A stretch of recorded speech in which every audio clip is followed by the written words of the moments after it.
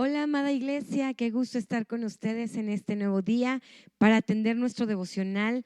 Estamos entrando al libro de Marcos, ya listos para meditar en la palabra del Señor. Yo espero que todos estén listos, estén ya aquí atentos a lo que el Señor quiere hablarnos en este día. Vamos a orar y prepara por ahí tu Biblia. Ojalá puedas leer este devocional ahí con tu Biblia en mano para que podamos atender lo que el Señor quiere, ¿ok? Señor, te damos gracias por esta oportunidad de estar en tu casa. Gracias por este regalo de poder atender, Señor, el mensaje que tú quieres y tienes para nosotros en este día. Gracias porque seguimos en esta hermosa aventura de conocerte hoy a través de este nuevo evangelio. Pedimos de tu sabiduría, de tu revelación, para que puedas tú estar con nosotros. En el nombre de Jesús, amén. Muy bien, pues vamos a adentrarnos hoy en el libro de Marcos. Te voy a dar un pequeño panorama acerca de este evangelio que relata la vida de Jesús. Fíjate que Marcos es único en todo. Marcos es un evangelio que se caracteriza por ir, como decimos aquí tradicionalmente o comúnmente en México, por ir al grano, ¿verdad?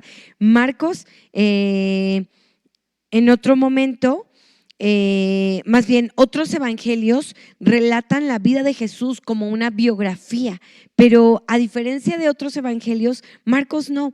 Marcos quiere que simplemente quede un registro de los hechos de quién es Cristo en esta tierra, de lo que Cristo hizo en esta tierra. Ahora, ¿te acuerdas cómo fue presentado Cristo en el libro de Mateo, en el evangelio de Mateo? Mateo nos presentó a Cristo como el rey, como ese rey que estaban esperando, como ese Mesías prometido. Pero ahora Marcos toma nota de esto y toma la diferencia, porque lo tenemos que descubrir a lo largo de los capítulos del evangelio de Marcos. Marcos nos va a presentar a Cristo como el Hijo de Dios. Él quiere que quede evidencia del Hijo de Dios aquí, es decir, también como Salvador, aquel capaz de conquistar enfermedades, demonios, muerte. Es decir, Marcos presenta a Jesús como ese poderoso Hijo de Dios que tiene el dominio sobre todas las cosas. ¿Qué más? El evangelio de Marcos es un evangelio muy dinámico.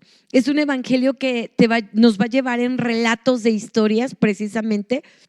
Así como, y entonces Jesús, y después Jesús, entonces va conectando a la audiencia con lo que Jesús estaba viviendo. Aparte que Marcos es el evangelio más conciso. Solamente en 16 capítulos para Marcos son suficientes para relatar los hechos y logros de Jesús.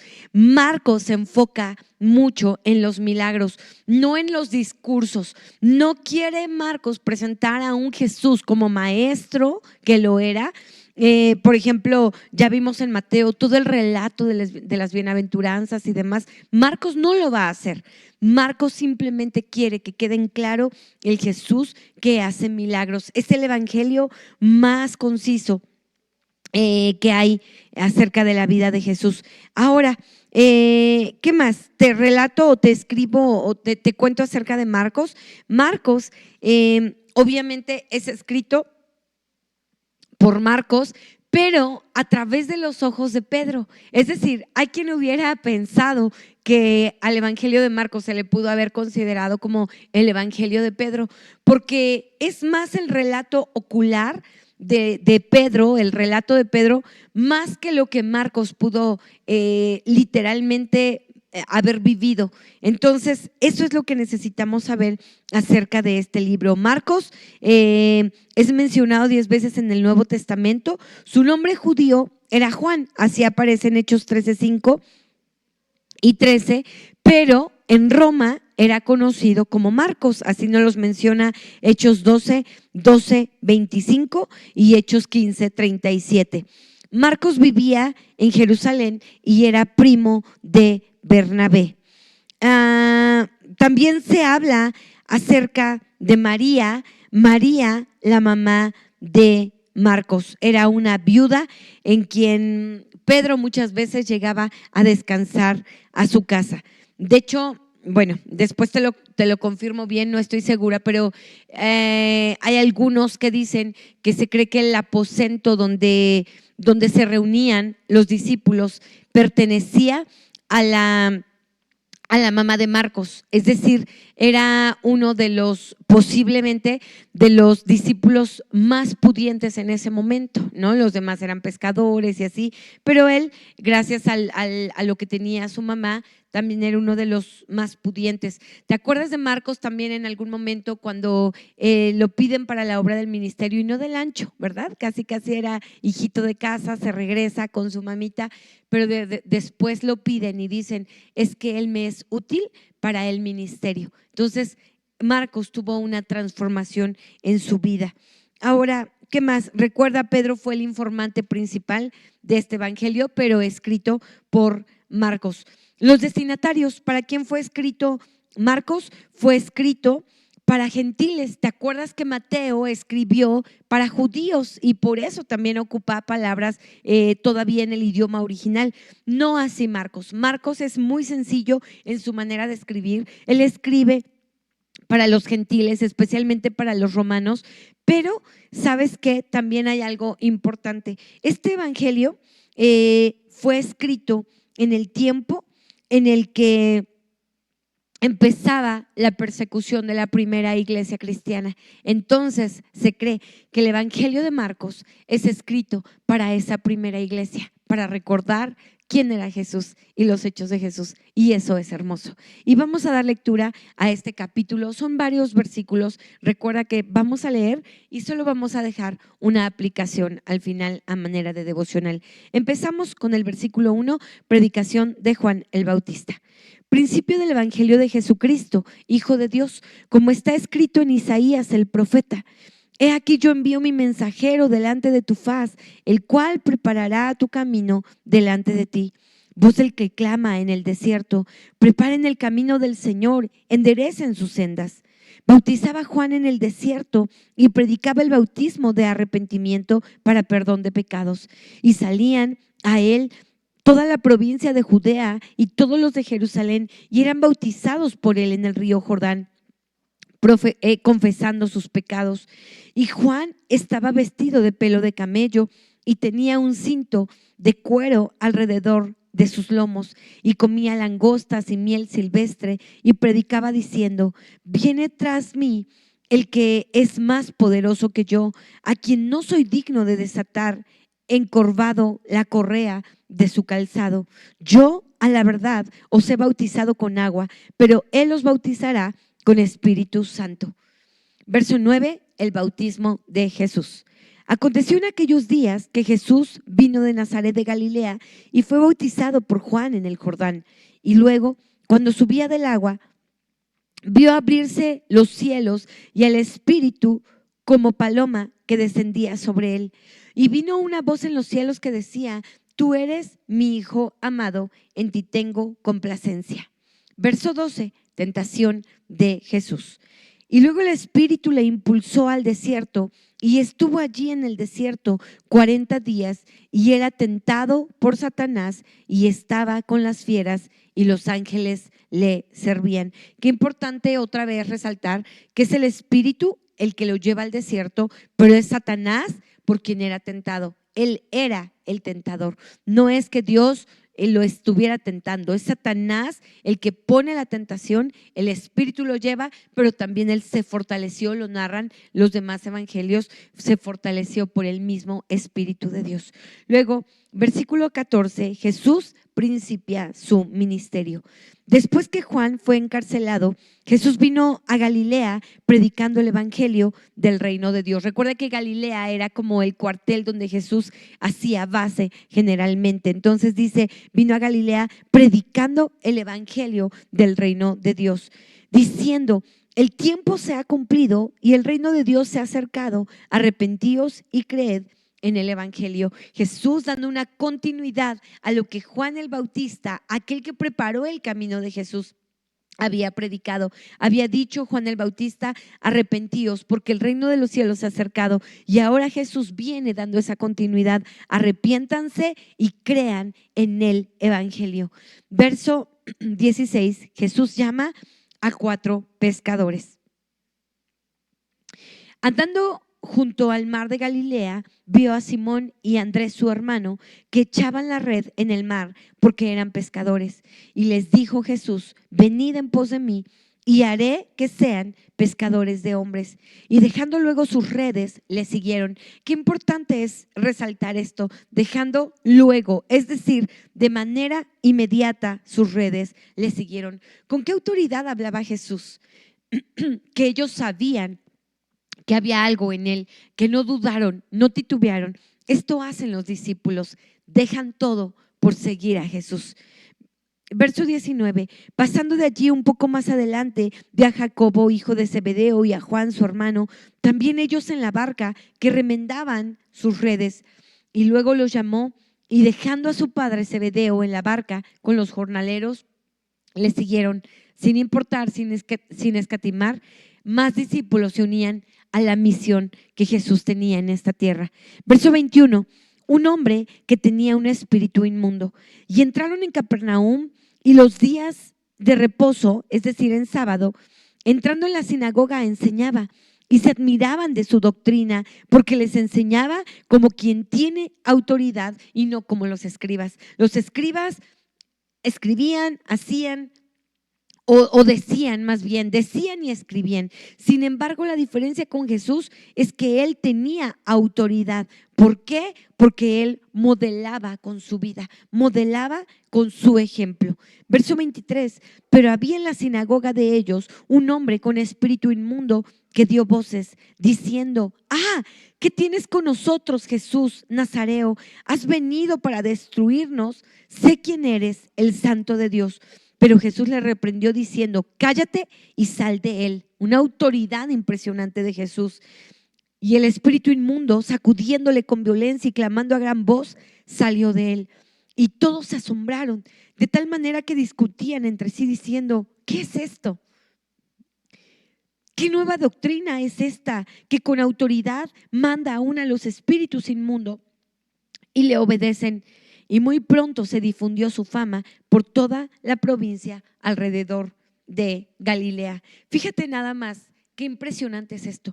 ¿Cuánto tiempo llevaba ya este espíritu en ese hombre? O ese hombre en la sinagoga que iba y decía cosas y tenía manifestaciones que no, obviamente no eran algo común para ellos. Sin embargo, cuando llega Jesús, empiezan a suceder liberaciones. Los demás que enseñaban la palabra, sin duda llegaban y le enseñaban, pero no había una autoridad. Qué importante es ser respaldados con Dios cuando predicamos, con nuestro testimonio y con la autoridad de Dios sobre nuestra vida. Que cuando los demás te vean hablar, un vecino te ve hablar, un vecino te escuche hablar del evangelio, un compañero del trabajo, un compañero de la escuela, sepan que hay autoridad y respaldo de Dios, porque tu testimonio también habla de la verdad de Cristo en nuestra vida. Verso 29, Jesús sana a la suegra de Pedro. Al salir de la sinagoga, vinieron a casa de Simón y Andrés con Jacobo y Juan. Y la suegra de Simón estaba acostada con fiebre, y enseguida le hablaron de ella. Entonces él se acercó y la tomó de la mano y la levantó, e inmediatamente le dejó la fiebre y ella le servía. Verso 32, muchos sanados al ponerse el sol. Cuando llegó la noche, luego que el sol se puso, le trajeron todos los que tenían enfermedades y a los endemoniados. Y toda la ciudad se agolpó a la puerta y sanó a muchos que estaban enfermos de diversas enfermedades, y echó fuera muchos demonios, y no dejaba hablar a los demonios porque le conocían. ¿Por qué en el versículo 21, cuando se relata que aparece este hombre con el espíritu inmundo, y aquí también, por qué Jesús tiene que callar a ellos? Es decir, los demonios evidentemente saben quién es Dios, conocen la palabra y sabían, fíjate, los judíos no pudieron recibir e identificar a Jesús como ese Mesías, pero los demonios sí. Entonces ellos hablaban de quién era Jesús y decían: ¿qué tienes con nosotros? ¿Para qué has venido? Tú sé quién eres, el Santo de Dios. Ellos sabían quién era, pero ¿sabes qué? Los calla, porque no era ese el propósito, es decir, Jesús tenía que ser revelado a través del propósito de Dios, de los milagros que Él hiciera y de entregar su vida en sacrificio y de su resurrección. Era el mayor testimonio de que Él era el Hijo de Dios. Su resurrección daría testimonio. No eran los demonios quienes tenían que decirlo. Había un propósito que seguir. Entonces, qué importante es que nosotros anunciemos el evangelio. Aún los demonios podrían venir y anunciarlo, pero tú y yo fuimos escogidos para anunciar el evangelio de Dios. El evangelio tenía que ser predicado. No se trataba de lo que los demonios dijeran, no, era que el evangelio tenía que propagarse a través de el mismo Jesús aquí y de la labor que los discípulos y la iglesia hiciera. Versículo 35. Jesús recorre Galilea predicando. Levantándose muy de mañana, siendo aún muy oscuro, salió y se fue a un lugar desierto y allí oraba. Y le buscó Simón y los que con él estaban, y hallándole dijeron: todos te buscan. Él les dijo: vamos a los lugares vecinos para que predique también allí, porque para esto he venido. ¿Ya viste? El evangelio es algo que tiene que ser predicado por nosotros, pero recuerda, primero vivido, para que tengamos autoridad. Ese es el poder del evangelio. Se predica, pero se vive. No solo se predica. Para el tiempo de Jesús habían muchos que lo predicaban, porque predicaban la ley. Los rabinos predicaban la ley. Recuerda que eran celosos. Los fariseos predicaban la ley, pero todo a su manera y no la vivían. Jesús viene a cambiar todo esto, porque veían a un Jesús que vivía la ley y también la predicaba. Y ahora decía: el reino de los cielos ya está aquí, ya se ha acercado. Y él vivía en ese estatus del reino de los cielos. Y ahora aquí dice,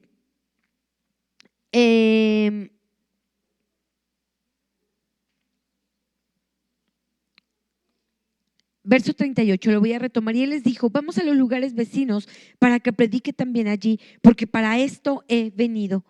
39, y predicaba en las sinagogas de ellos en toda Galilea y echaba fuera a los demonios. Verso 40, Jesús sana a un leproso. Vino a él un leproso rogándole, e hincada la rodilla le dijo: si quieres puedes limpiarme. Y Jesús, teniendo misericordia de él, extendió la mano y le tocó y le dijo: quiero, sé limpio.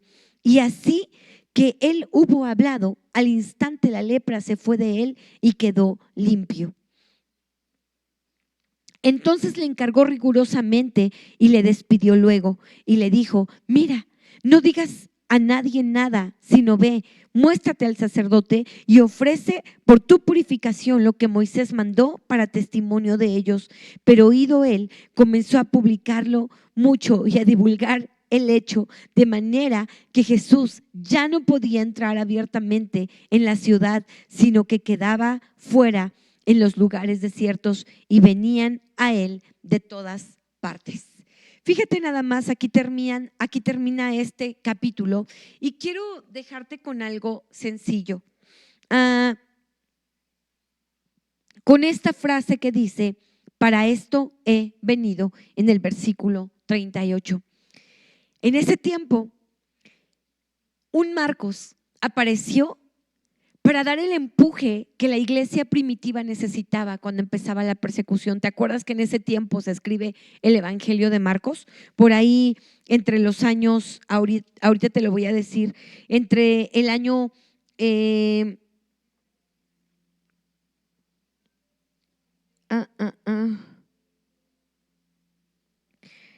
por ahí del año 27, posiblemente después de Cristo, es que está registrado este evangelio. Y la persecución en la iglesia cristiana primitiva empezaba. Y Marcos empieza a escribir esto recordando a ese Jesús de milagros. ¿Te diste cuenta cuántos milagros ya narra Marcos en este primer capítulo? Es decir, él no se va a la biografía de Jesús como diciendo: ay, Jesús fue como Mateo, hijo de tal y tal y tal. Mateo se toma el tiempo de dar la genealogía para que sus lectores entendieran que Jesús era el rey prometido, el Mesías prometido, que venía del linaje davídico, de quien ellos esperaban a ese rey. Marcos no. Marcos le quiere recordar a la iglesia quién es Jesús, el Todopoderoso, aquel que sí hizo milagros, que sí ya empezó su ministerio sanando a muchos, que sí ya empezó su ministerio liberando, sanando, levantando suegras, haciendo tantas cosas.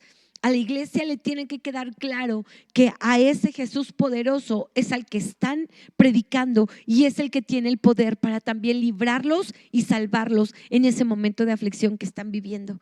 Y tú y yo necesitamos recordar esto. Para esto hemos venido. ¿Recuerdas esa frase? Esta la hemos hecho muy común con Esther, ¿no? Cuando se le dice a Esther, porque para esta hora ha llegado al reino. Pero ¿sabes qué? Ahora aquí Jesús le dice a sus discípulos: vamos a los lugares vecinos para que predique también allí, porque para esto he venido, para predicar el evangelio. Pero Jesús no deja esta encomienda sola. Jesús hace parte de esta encomienda a aquellos de sus discípulos para seguirle a Él. Ese es el propósito del evangelio, seguirle a Él y después anunciar el evangelio. Entonces nosotros necesitamos ser parte de esto, ir con Jesús a predicar el evangelio. Jesús en nuestras vidas. Recuerda, el testimonio nos debe respaldar. Esto hacía Jesús, les enseñaba como quien tiene autoridad y no como los escribas. ¿Y qué nos da esa autoridad? Te lo decía, nuestro testimonio. ¿Por qué? Porque para esta hora hemos venido. En este tiempo nos tocó vivir. Jesús lo hizo en ese tiempo. Marcos escribió este evangelio para ese tiempo y para esa iglesia. Pero para este tiempo, ¿quién tiene que anunciar el evangelio? Tú y yo. Seguir a Jesús, conocer a Jesús, pero vivirlo a Él y anunciar el evangelio. Ese es nuestro reto, conocer. Para este tiempo también hemos venido. ¿Tú conoces tu tiempo? ¿Sabes cuál es el propósito de Dios con tu vida en este tiempo? No tu propósito, no mi propósito, el propósito de Dios contigo. Porque si estás aquí y si vives en este siglo y si estamos en este año 2024 estudiando este evangelio, que Jesús vino para ese tiempo, para anunciar el evangelio, hoy su evangelio tiene que seguir siendo predicado y tú y yo debemos saber que para este tiempo hemos venido aquí para llevar su evangelio, viviéndolo primero, pero también predicándolo, predicando a ese Jesús que es capaz de liberar de demonios, de sanar de cualquier enfermedad, pero sobre todo de vivir con autoridad el reino de Cristo en esta tierra. Que tú y yo podamos hacer eso, vivir el reino de Cristo en esta tierra, porque Él hace poder, hace milagros sin duda, Él hace liberaciones sin duda, pero ¿quién lo va a anunciar? Tú y yo, con nuestra vida, con nuestro ejemplo, porque para esta hora también nosotros hemos venido. Para este tiempo el Señor nos planeó para anunciar su evangelio, para anunciar a ese Hijo de Dios, que Él sigue haciendo milagros, pero sobre todo que Él sigue salvando. Él es el Salvador. Oremos que Dios nos ayude a cumplir con esta encomienda, amada iglesia. Señor, te damos gracias por este evangelio que hoy empezamos. Ayúdanos a entender que para este tiempo hemos venido. Nosotros también, a ser entendidos en el tiempo en el que tú nos has traído a este tiempo, a este mundo, para anunciar tu palabra, para anunciar tus milagros, pero sobre todo para anunciar tu salvación, para anunciar que tú eres el Hijo de Dios, que salvas y después todo lo demás, haces milagros. Ayúdanos a ser, Señor, aquellos que puedan vivir tu evangelio con autoridad, para que el día que hablemos, una autoridad del testimonio nos respalde como tú lo hiciste, Señor. Queremos aprender de ti en todo tiempo, que podamos, Señor, tomarte a ti como ese máximo ejemplo de vida y vivir conforme a tu palabra. Ayúdanos, Señor, te lo pedimos en el nombre de Jesús. Amén. Amada iglesia, Dios te bendiga, ten un buen día. Hoy es jueves, hoy tenemos visita. Recuerda que hoy tenemos visita de un pastor que viene a estar con nosotros por primera vez. Entonces vamos a venir y vamos a honrarle recibiéndole aquí en casa, como es digno de recibir a todo siervo de Dios. Te bendigo, ten un excelente día.